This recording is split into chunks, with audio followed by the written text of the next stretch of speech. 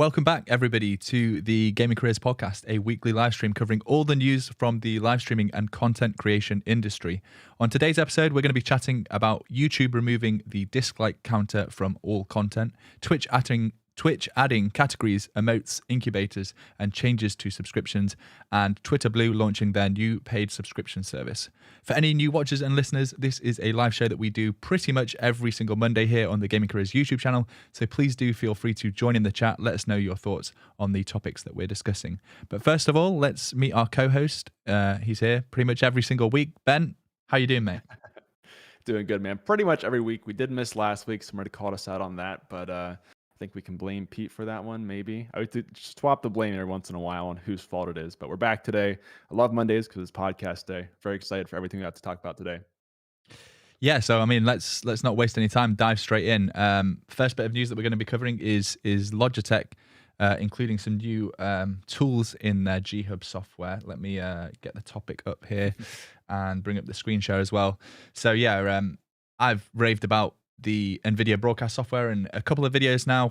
For those of you that haven't seen any of these videos or any of the coverage of NVIDIA broadcast, the main part that seems to be used the most is definitely the background noise elimination. So it's using some of the cores of your graphics cards, particularly the newest graphics cards, to help eliminate and learn from background noise. And they seem to have partnered up with Logitech. This isn't the first partnership that we've seen between NVIDIA and like a software company, because I know that also Elgato's latest update of their Wavelink software, where it's currently in beta testing still, where you're going to be able to add VST plugins.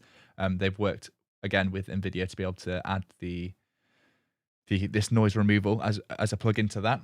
So NVIDIA are certainly open to like other companies including this cool technology to eliminate background noise into their software.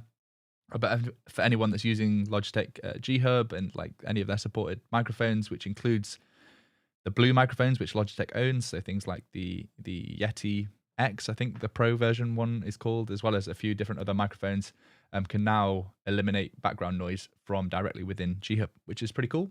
I don't know if you have a whole lot to add on that, Ben, or if it's just more of an announcement for those people that are using those microphones. Yeah, I mean, this is a cool partnership. It's a great piece of software if you do have background noise like AC or something that can be pretty annoying. I think if you scroll down, there's the list of 6 or 7 Yeah, microphones there you that go. are supported with this, which does include the Blue Yetis, I think is the most notable in my opinion. But not all, just the Yetis, not the other line of Blue microphones, which is kind of interesting. So if you use one of those microphones, that's a nice feature to have just baked into the software now. Yeah, I mean, it's worth mentioning here that if you don't own a Blue microphone or one of these headsets, then you can, of course, take advantage of NVIDIA broadcast as long as you have one of their later, more recent GPUs. And I think even the old version GPUs also now work with NVIDIA RTX Yep. Voice, I think they're calling it, like the old version of the software. But yeah, for those that want to dive into that, they can dive into that more. This was a pretty funny bit of news that we saw this week, which we haven't seen for a while, but streamers being hit with DDoS attacks, mainly because this game was developed in about a week's time by like a Twitch streamer themselves. I saw the YouTube video that this like coder uploaded of him building effectively what is Squid Game, but they couldn't call it Squid Game, so they called it Crab Game, I think, on Twitch, which was just like a proximity chat version of like some of the mini games that were seen in Netflix's popular show Squid Game. But he obviously coded it so quickly that he forgot to like include some protection for streamers' IPs, and like some of the really, really big streamers were playing this with each other, and obviously that's like going to be really popular. But there was a couple of IP addresses, XQC and SodaPop, and both got DDoS attacks. So like their internet went down for multiple days until they could get their ISPs to reset their IP addresses. So maybe a little bit of a PSA for people to be careful, playing new games like this. Obviously, not everyone's going to be targeted because not everyone is a huge streamer with a massive following. But it's just worth reiterating, I think, for some streamers out there that, these things were, I think, more prominent a few years Oh ago. my gosh, And, yeah. software like Discord has worked hard to be able to hide creators' IPs. Like beforehand, I remember maybe it was Ventrilo or like one of the other like TeamSpeak type softwares. It was really easy to get somebody's IP if they were in a Skype. public server. Yeah, Skype exactly Yep. has had its own problems. So there are certain steps that you can do to make sure that you try and avoid this kind of thing. But it was just a comical thing that I saw and thought was worth putting in the doc.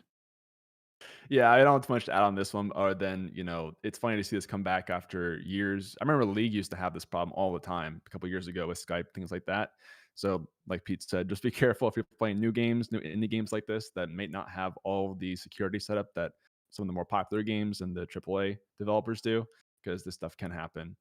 It's also kind of interesting because I think some of them live in the same house. So, if one of them gets DDoS, it can affect everybody and everything that happens there, which is kind of interesting. But yeah, hopefully it's pretty niche for just the big streamers. DJ Sammy in the chat saying that they were thinking of playing this game too. I think it has now been patched. I saw like the developer tweet that he'd done something stupid in the initial code base and he was fixing it. And I've seen streamers playing it since. So I think it's now been fixed. But I guess on a tangent, it was kind of interesting to see how quickly a game like this being developed ended up being really popular on Twitch. It shows how important like these games where streamers can play with each other and screw each other over. So exactly the same as the Fall Guys experiment and Among Us. You're like, yep. they're instantly popular, these games. And this was one developer, and obviously like he doesn't own any of the IP for Squid Game. And if it was actually sold loads of millions of dollars, there would definitely be a lawsuit from Netflix.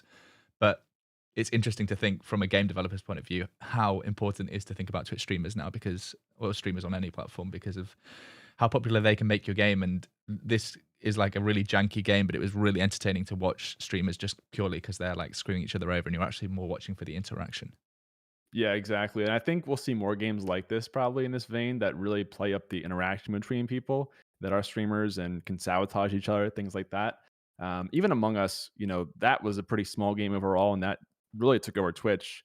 I know they had a patch recently to try and kind of revive it a little bit. I'm not sure if that worked, but I think it kind of proves that if you're an indie game developer, you can make stuff like that can catch on as long as you can kind of get it in front of the right people, and then it's viral after that sense once they start streaming it. So I think we'll see more of that in the next couple of years. Yeah, I hope so too. These games are always fun to watch and fun to play for streamers. Next, a small little announcement that I saw come out today, and a few people have been pinging me about in the Gaming Careers Discord, as well as other Discords that I know that both you and I are a part of. TC Helicon, the company behind the GoXLR, has announced today a new microphone called the GoXLR microphone. Really, pushing the boat out with these naming conventions, which not surprisingly is an XLR microphone. That is designed, to work specifically with the GoXLR, but I'm sure works with many different interfaces. And I think they also announced like a specific XLR cable, which I don't know if is just filled with buzzwords or if it is actually, any better. Because the company behind TC Helicon, like they do make a lot of proper tour gear for musicians. So they might have actually put some of that expertise into developing like a really sturdy, well-shielded XLR cable. But we'll see about the microphone. I actually have known about this for a little while, but I didn't get one ahead of release. So it was meant to arrive today. I think the latest delivery schedule I saw is it's tomorrow. So I won't be able to get a video out about it for release, but certainly interesting. I don't know if I'm allowed to talk about the price point yet because I haven't seen that been announced. So I'm going to respect the NDA that I've signed and not talk about that yet. But I certainly will be able to use this microphone, let's say next week in the podcast. So if that's something that I mean, I've talked about doing that a few times, and I know Podcastage, who is a great YouTuber that we've had on the show before, he does that in his weekly podcast. Like every week he uses a new microphone that he's been sent, and even if it's not great for the audio of the podcast, he gets like an hour of use, and then people that are interested in the microphone can then go and listen for an hour. So I think that could be quite interesting.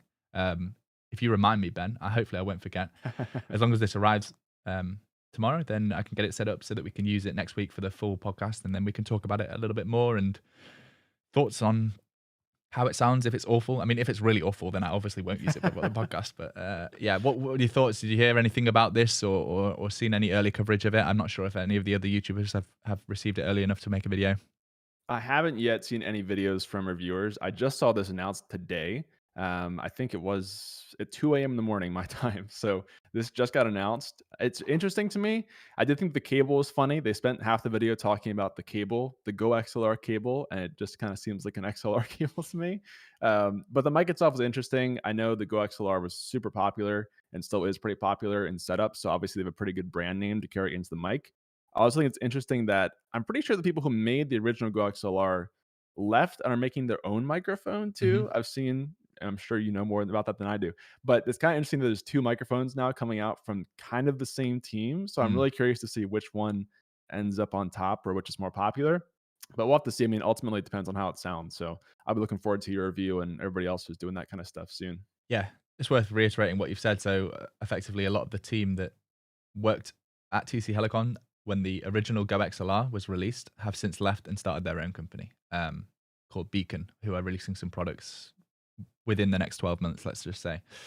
So yeah, that's going to be interesting whether, we're going to be able to see direct comparisons. And obviously, this is a much bigger market than just those two companies. When we're talking about XLR microphones, this is huge, and companies have been making microphones for literally decades and decades. The SM7B that we're both using is literally like 20 plus years old in its early iterations. So interesting. I can't really offer any opinion because I haven't tested it yet. I wish I could, but if I could, I probably would have put it in a video. So we'll see. If it's amazing, maybe it will make it into a video, or if it's really bad, maybe it will make it into a video. But we'll see. I'm certainly not under any NDA to say good things about it. Just can't talk about the details that I've received yet until I see some reviews going up. We talked about this next topic a little bit, but we've actually got some data now where we can talk about it a little bit more. We're talking about Mr. Beast and his alternative language YouTube channel. So probably 6 months ago now, we covered that he'd released some of his videos with dubbed Spanish. So this isn't just subtitles. This is a paid voice actor to be Mr. Beast, but saying the words in Spanish. So the whole video you can watch is in Spanish. And it's not just the channel in Spanish that he's released. He now has Brazil. I guess this is Russian. And then he's also got another channel that he's uploaded in Spanish. But he tweeted about how well these videos are performing. And you can see from these screenshots, for the people listening on audio, multiple of these videos re-uploaded into Spanish are hitting 10 million views, which is obviously the kind of numbers that Mr. Beast is hitting on the original English upload.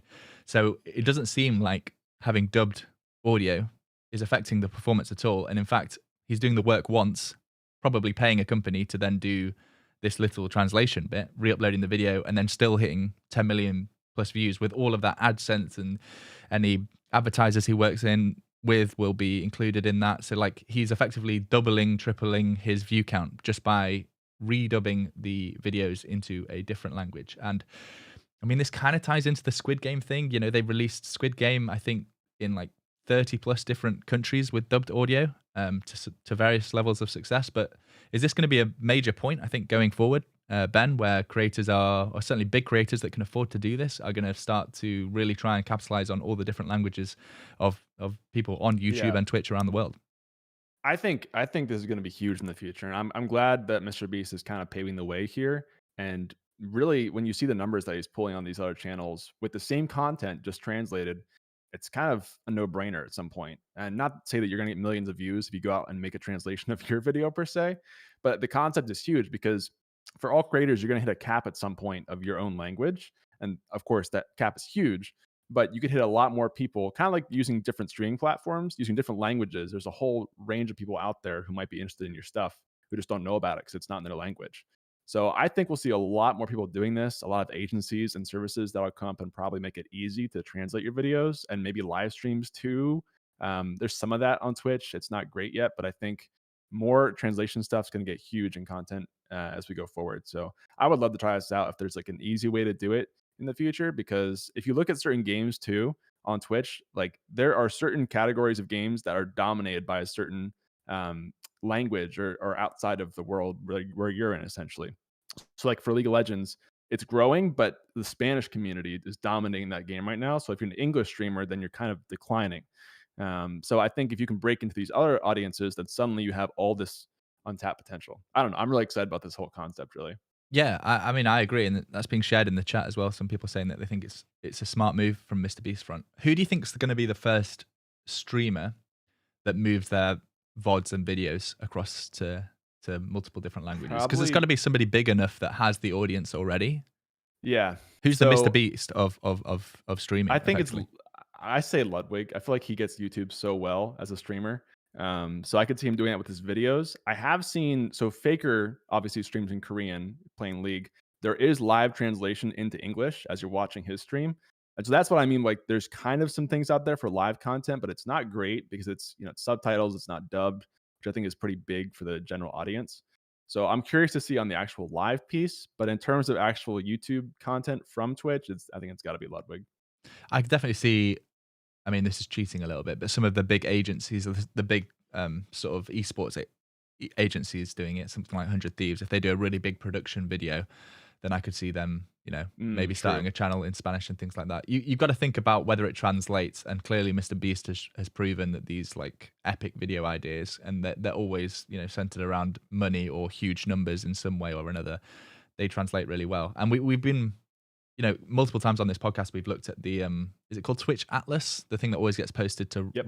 Reddit, where you can see like the communities and like where the viewership links up between different streamers. And we've seen how quickly those Spanish and Brazilian and Russian communities have grown, and like they can't be ignored anymore. So something that we got to follow. And props to Mr. Beast for doing it and proving that it works, because I agree with you. I think people are going to follow and earn more money just by doing the quick and easy thing of hiring a few voice actors to translate. And this is good for any voice actors. If you speak multiple languages, get yourself on somewhere like Fiverr, show that your voice is similar to Ludwig's, and then, you'll get hired in no time. Or maybe just send him a message. That's a really easy way to get some free money for every video that he uploads. So going back towards, I guess, a little bit more streaming stuff, Facebook news, and we've made a promise to ourselves that we're going to cover Facebook as closely as we can, because we keep seeing it growing and growing in all of these different yearly and quarterly reports. They've announced some updates for subscriptions on their platform, or for creators, and how they work with subscriptions. Do you want to cover a bit of this? I've got the screen share open. Sure. Yeah. So this is just a slew of different subscription updates that Facebook is adding to the platform, which are mostly coming in line with other platforms, I think, except for a couple things that stand out to me.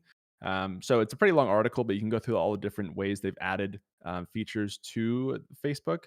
I think the first one is just talking about the subscription program and how much you earn, and the bonus program that I think is the main difference between Facebook and other platforms. So they say through the end of 2021, you'll get a bonus of $5 to $20 for every sub for invited creators only, up to a cap, I think, of like 10,000. If I read this right, yeah.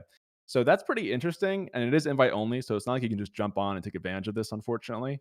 But I guess this is kind of like their incubator program on Facebook, where they want to extend it to certain creators and really incentivize new streamers to come out, or existing ones to push their channel with some monetization rewards. So I think this is an awesome feature, and the standout one of the list I've got here.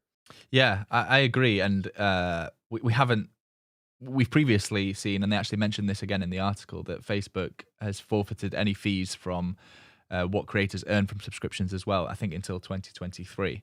So this is on top of that. They're clearly trying to throw money at this problem that they have of trying to get more streamers and creators on their platform. So not only now do you keep 100% of the fee that your subscriber gets charged when they subscribe to you, minus taxes or fees or anything like that, but the actual fee that Facebook takes is now zero.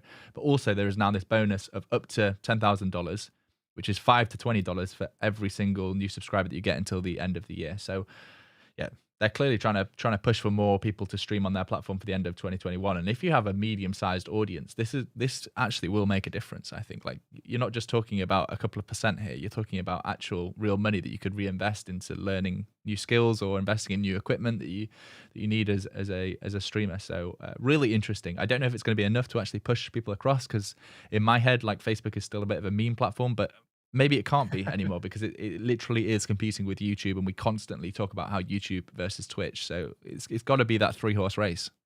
Yeah, I think this is huge. Again, the problem is that it's invite only, so it's not open to everybody.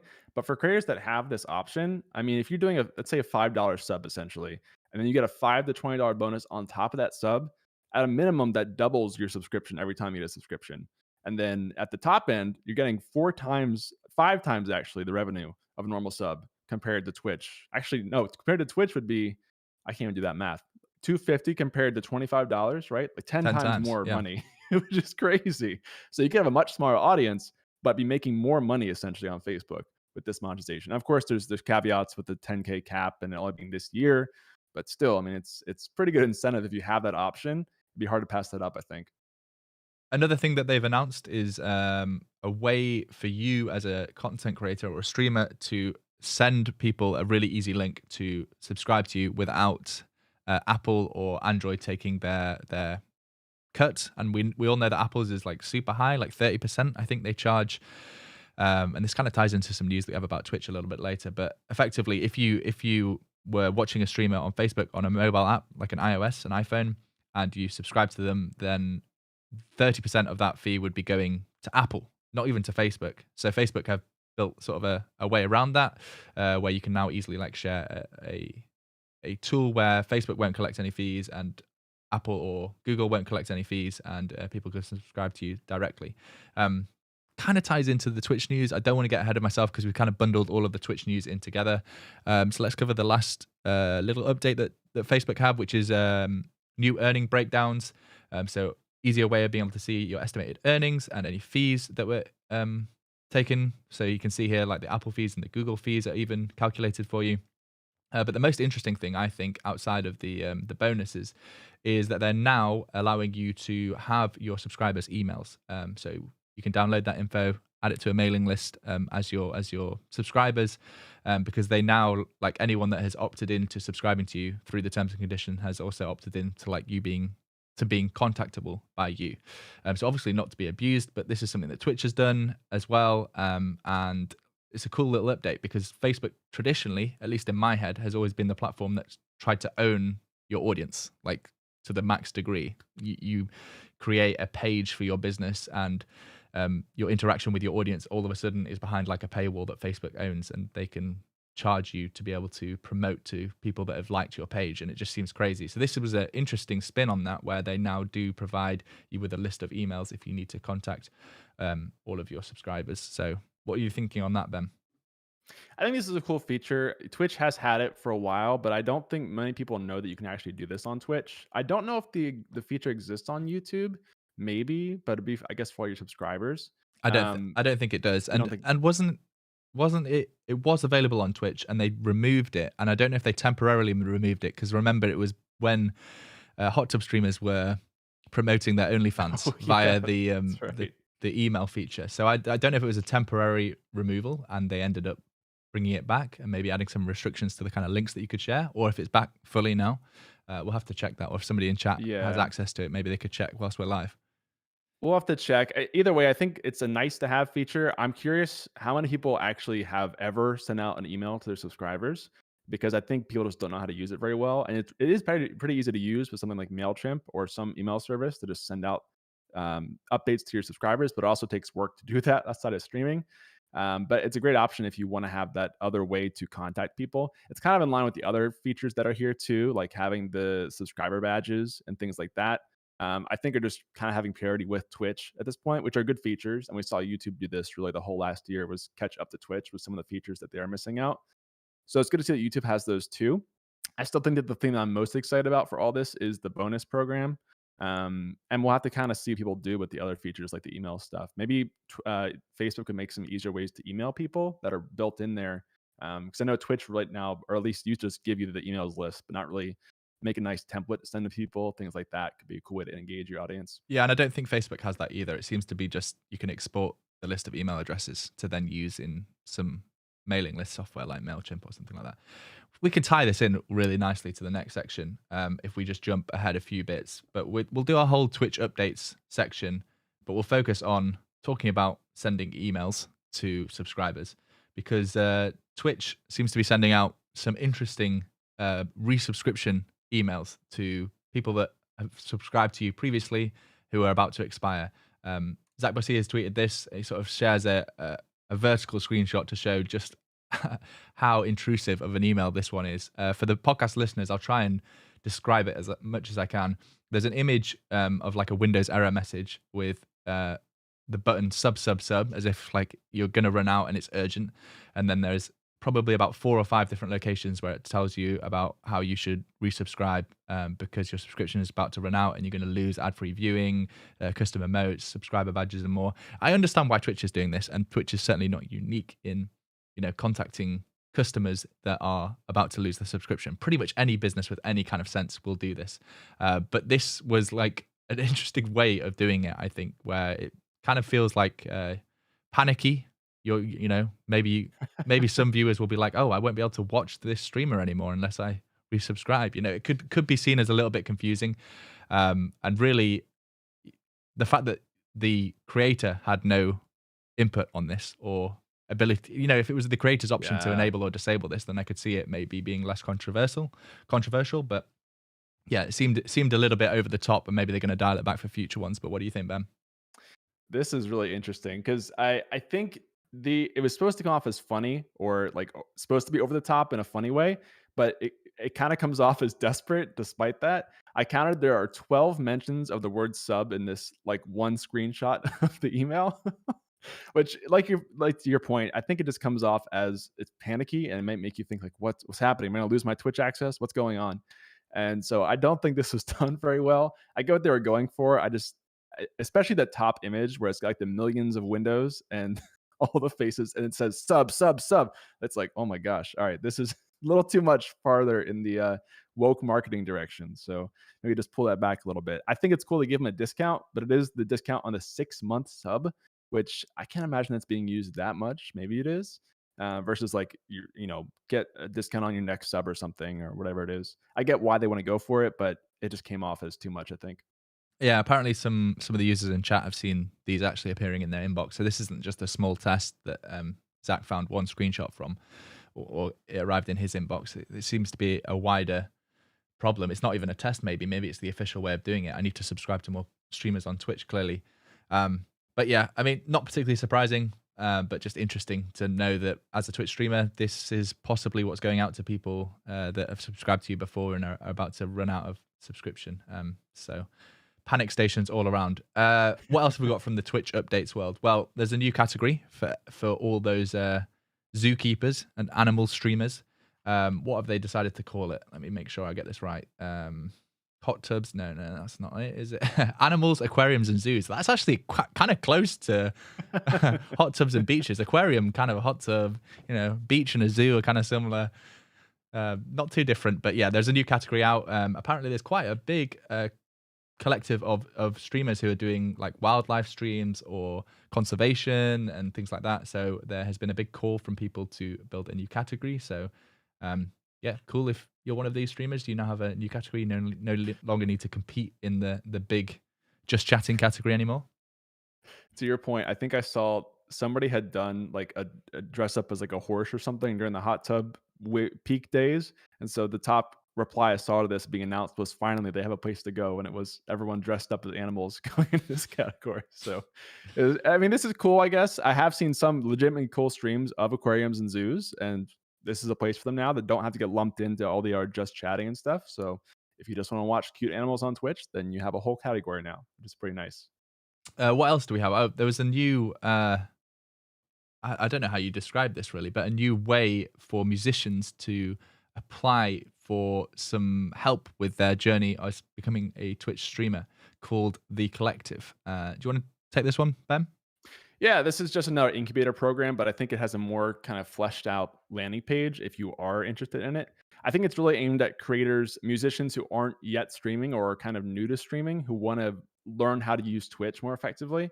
So there's a whole Q&A at the bottom of things like how do I start streaming and who gets accepted, who's this best for, stuff like that. But basically it's going to be that Twitch will support your music on the platform with some opportunities, I believe. So they kind of walk you through how to start streaming first of all, and then they will do things, I think, with some partners here like Rolling Stone and Amazon Music, stuff like that. Well, they'll give you opportunities. They say prioritize discovery, promotion, and activations. So it's a little vague, but it kind of sounds like you'll get better placement on the front page from Twitch, which I have seen with music already. But then also maybe some chances with Rolling Stone to do like interviews or feature on Amazon Music site or something. So we're not totally sure what exactly it'll be yet, but basically it's in our incubator program really targeted at music this year. I mean, this makes so much sense. If it can actually help with promotion for musicians on Amazon Music, it's probably not the biggest platform for them, but it's probably in the top 5, like Spotify and and YouTube Music and things like that. Like Amazon Music probably is up there. If you can get prioritized discovery on a platform like that, featured in the week's hottest playlists, or I can't pretend that I know what Amazon Music looks like when you open it as an app because I've never used it. But however they lay out their music, if there's a way of, as a musician, being prioritized and promoted, then why wouldn't you sign up to do something like this? You probably have to stream once a week on Twitch and try and make it engaging. But this makes so much sense. I wish there was more of a connection between Twitch and Amazon. Like that, I feel like they could think of more ideas like this where they can help encourage creators to stream on Twitch and give them benefits on Amazon's other products. And Amazon Music is a great example of that. But maybe we'll get more writers that could be featured on Audible or on Kindle or something like that. I could certainly see it. But if you're a streamer or a content creator and you're thinking about streaming music creation or something to do with your musical process, then definitely look at applying to the collective. Again, it'll be linked in the show notes once we finish the podcast. djWheat has announced that he is retiring from Twitch after 10 years. So he has been there since the very, very start. And as of January, he's going to be hanging his hat up and starting a new adventure. We'll see what that is. But this is kind of like, I know that we kind of roasted him for his, having to host some difficult questions on like the whatever the Twitch show is called, where they answer difficult questions. But he has really been an OG like throughout this process. He has seen it grow from like a tiny company to what it is today, and through the sale to Amazon and all those kind of things. So worth bringing up and giving a mention. For those of you that don't know djWheat or haven't seen him, you probably have seen him on stage at TwitchCon or on some of these live streams or in announcement tweets or something like that. He's a real OG and he'll be greatly missed, I think, from the Twitch team. Yeah, he's one of the people who also was representing Twitch publicly a lot on those streams that we talked about, but also at things like TwitchCon. He was always up there talking about some of the new announcements and things like that. So it's going to be kind of sad to lose that kind of person, especially at Twitch. I know we've talked about at YouTube how they have, people like Fwiz stepping out and doing videos and speaking up about kind of what the company's doing. And there haven't been a whole lot of people like that at Twitch besides djWheat. So hopefully we'll get some more people kind of coming up, because I think that really helps connect with what Twitch is doing and make it more personable and not just a brand that you're streaming for, essentially. So I would definitely miss him, and he's done a lot for not just Twitch, but live streaming as a whole. We're all going to be super sad when they can't find a replacement, and it's just going to mean more Emmett hosting these events, and we're going to go full back to robot CEO who can't really articulate, his opinion or passion for the project. But yeah, what else do we have to cover with the Twitch news? The app on Switch. So yeah, I mean, I didn't think this was huge news myself, and then I saw that this had like 44,000 likes on Twitter, that the Twitch app is now available on Nintendo Switch. So for all of you that own a Nintendo Switch and want to browse Twitch whilst you're Twitch on a Switch. I mean, this isn't streaming from your Switch. No, it's worth mentioning that it's just for browsing. But I know that some people use their Nintendo Switch as like a HDMI player to their TV. So I guess now you could watch Twitch on your TV if you didn't have a smart TV in some way. A little mention there. And the last thing, which we could have tied in probably better on the resubscription front, is the monthly reoccurring subs on iOS. So Twitch has launched the ability to subscribe and resubscribe to streamers whilst you're using the iPhone app. But as we mentioned before, Apple does take a 30% cut, and that is passed on in the price. So the prices are higher if you do this. So maybe let your viewers know that if they instead just opened up their browser on their phone and went to twitch.tv/subs/your username, they'd be able to subscribe for less cost, because then Apple wouldn't be taking the cut, and then Twitch makes the price better. So it's cool that the feature is out, and certainly a lot of people are going to be using it because they probably don't know that it's more expensive, but it's just worth mentioning and letting streamers and viewers know that you can save money just by opening up Safari on your iOS device and just going to a URL. It's a tiny bit more work, and you can save yourself a good chunk of money by doing it. But that is unfortunately the world that we live in, with app stores and Apple taking 30% cut. And we've covered loads of news about various different publishers going to war in lawsuits with Apple. We've got the ongoing Epic Games one with the Fortnite store where they tried to get around it. But yeah, it's just worth mentioning. It is now available, and there is cheaper ways of doing it. I think that's it for. Oh no, one more thing. One more One thing. more, You got the yep. last one. You can cover that.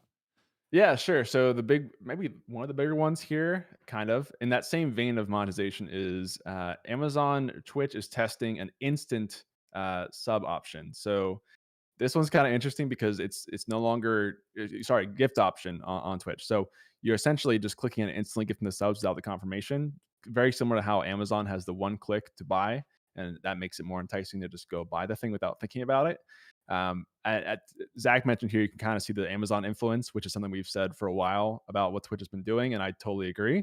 I think this definitely would probably lead to more subs gifted, and I think that's why they made it. So I don't know if it's actually fully out yet, but this apparently was seen over in Canada, and so I assume that we'll see it in other places soon.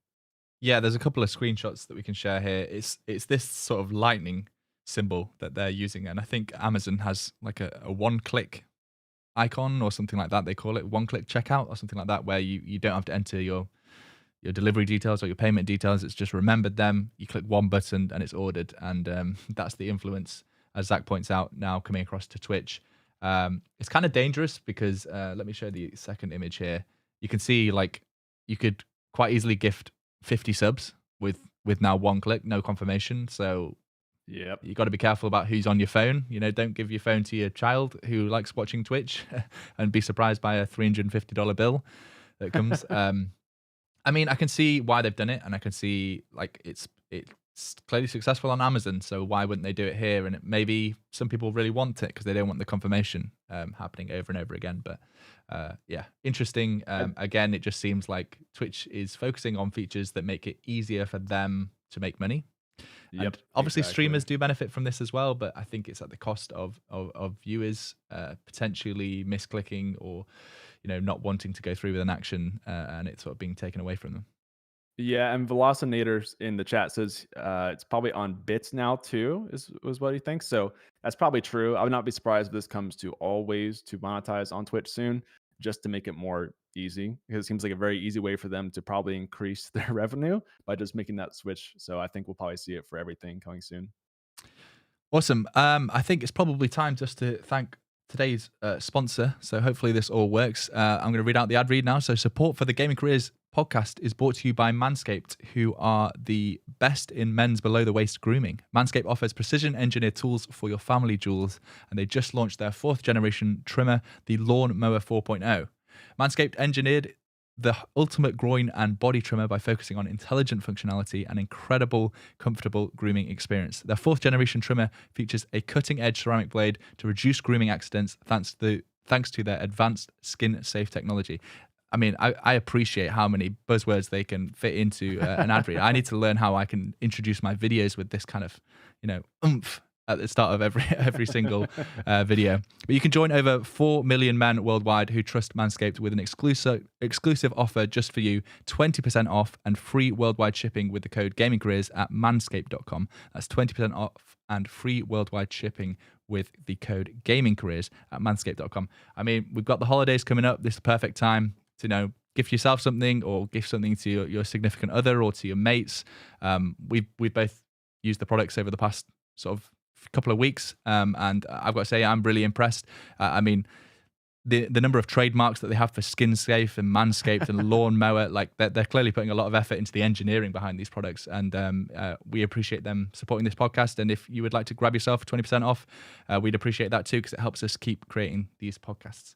All right, Ben, on to Twitter Blue. You can introduce this one.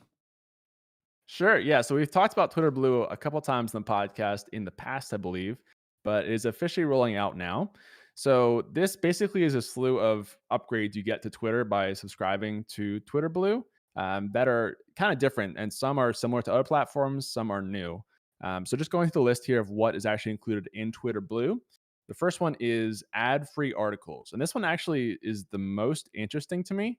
Essentially, if you see an article on the timeline and you click on it, then you won't have ads through some of their partners. So they have The Atlantic on here as an example, which I think is kind of cool because it's not saying that you're gonna avoid ads on Twitter. To my understanding, it's actually on the article site, which I've seen a lot of articles lately, which do have that pop up of, we see the ad blocker, remove that. Otherwise, you can't read the article, especially on mobile. That can be more difficult too.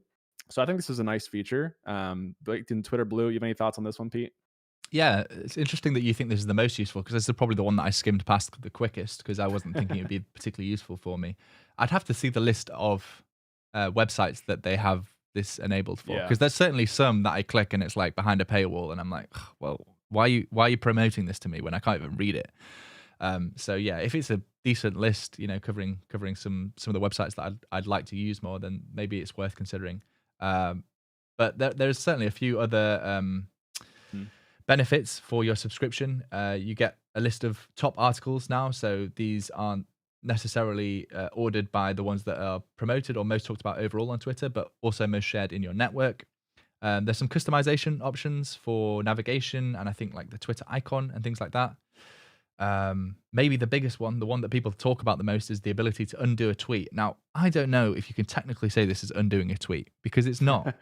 All it's doing is scheduling a tweet for 20 seconds time and giving you the chance to cancel the tweet being sent. It's not actually being sent during this buffer time. But effectively, a lot of people, particularly people with larger followings, hate that you can write a tweet very quickly, send the tweet, and then realize 20 seconds later that you have made a spelling mistake, or maybe you've cited a wrong source or called the product the wrong version number. And then because you have a big Twitter account, you've just got hundreds of replies of people telling you how stupid you are. And you're like, it would be really useful if I could edit this tweet and just make the small correction. But then there's obviously problems with editing tweets. You don't want to be able to edit a tweet and say something completely different. And then all the people that have retweeted it promoting that thing that says something different. So there is difficulties behind this for Twitter.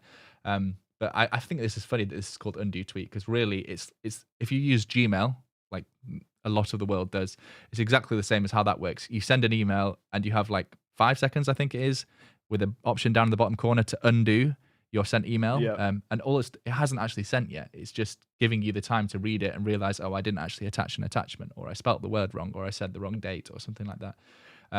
But the weird benefit that you do get from this is you can kind of see what your tweet is going to look like, which is something that I struggle with a lot. Like, especially when you're uploading a video or a GIF or like an image and you're not sure how it's going to be cropped, that's going to be super useful. So in a way, I think this is the most useful feature, but also like the biggest cop out of a feature because you're not actually editing tweets in any way. You're just scheduling them for 20 seconds time. Yeah, it's weird. I agree with you that this is a nice feature, but it's funny because it's not what the feature is supposed to be. Like they're selling it as an undo tweet feature, which I mean you can just delete the tweet really most of the time. But being able to preview is kind of nice, especially a lot of times if you're typing in the tweet, it'll look different than when you typed it, when you actually see it go out with how the text is spaced and images and videos to your point. So that's kind of a nice feature that's baked in there if you can see how it looks before you send it, which we use even for like YouTube and Instagram, like checker sites to see how they look. So now it's just baked into the app, which is pretty cool. That said, I think there's like one or two more things here. There's Twitter Blue Labs, which I guess is early access to new features, which looks like things like longer video uploads and pin conversations are pieces of that. I think that's most of everything that's in Twitter Blue. They're cool, but I don't see myself getting Twitter Blue personally. I don't think the undo feature or the ad-free articles are enough incentive to try to get this, but I'm curious your thoughts, Pete. Yeah, so worth mentioning, I don't think this is launched in the UK yet. I think the reason this came back up into the news, even though we've covered it a few months ago, is because it's now launched in the US at a price of $3 a month. And a lot of the feedback that I saw was that people think that these are features that should just be included anyway in Twitter as an experience. And why are they behind a paywall? And I don't know if there's enough there for me to consider $3. Like considering Netflix, I think is like $5 or $6. Like you're not going to get the same amount of use out of it. You get like all these TV shows with Netflix or Spotify or something like that. Like here, really, what am I going to use that's really going to improve my time on Twitter? I guess for me, it's the previewing tweets, but I actually just have a burner account that I sign into and write my tweet. It has no followers, and I look at how it looks, and then I delete it, and then I redo it on the Gaming Careers Twitter. So for me, it's not even really that good of a feature. I'm hoping that they're going to keep adding to this, and maybe it becomes more useful in the future. But I know a lot of streamers and content creators like Twitter is like the easiest way to interact with their audience. So I thought it was worth covering now that it's actually launched in the US, since so many of the Gaming Careers followers are based there.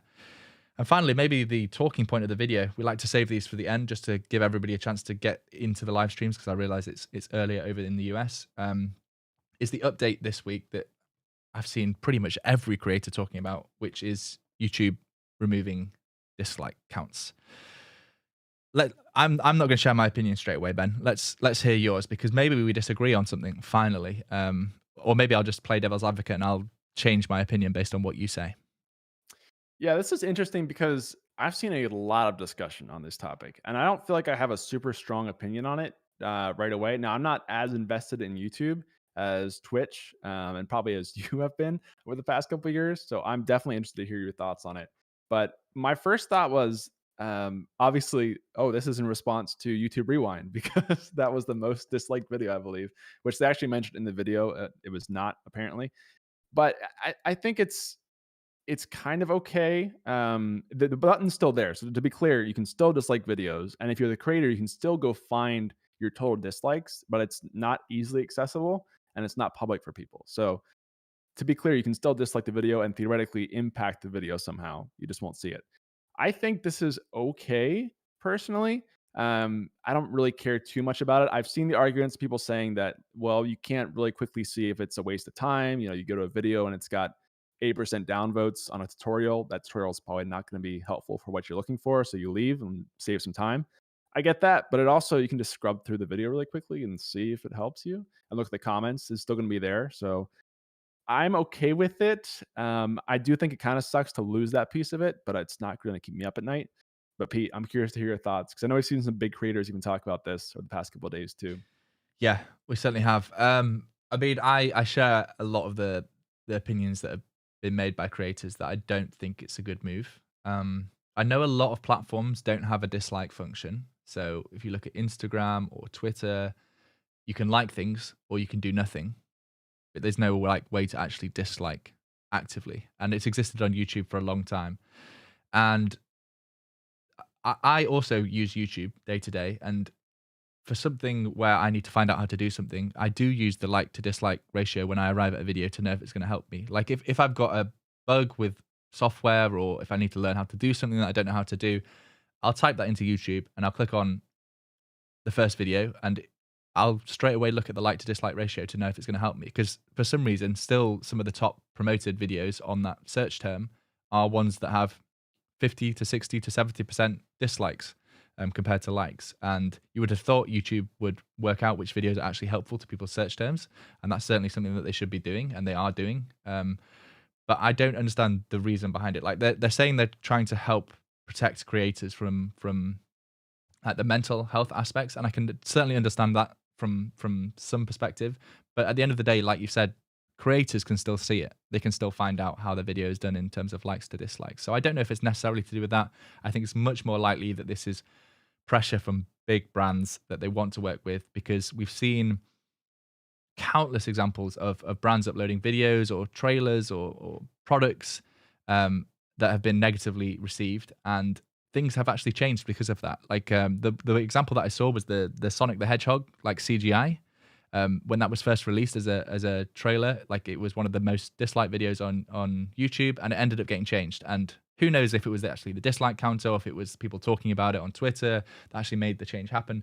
But it is a useful thing. And with things like YouTube Rewind, when they didn't do a good one, it was massively disliked. And the understanding that I had in terms of the YouTube algorithm was actually if somebody disliked your video, it wasn't a negative. It wasn't a negative in terms of the algorithm. Actually, them showing any kind of interaction was just seen as a positive in terms of interaction. So you could actually encourage people to, like the video if they liked it and disliked it if they didn't, because other than your own mental health of like seeing a like to dislike ratio, then there wasn't a massive effect on the algorithm. But I don't know how true that was. That could have just been hearsay. But I think in my opinion, obviously I create tutorials on YouTube, and the vast majority of my videos have very high like to dislike ratios, like 98, 99%.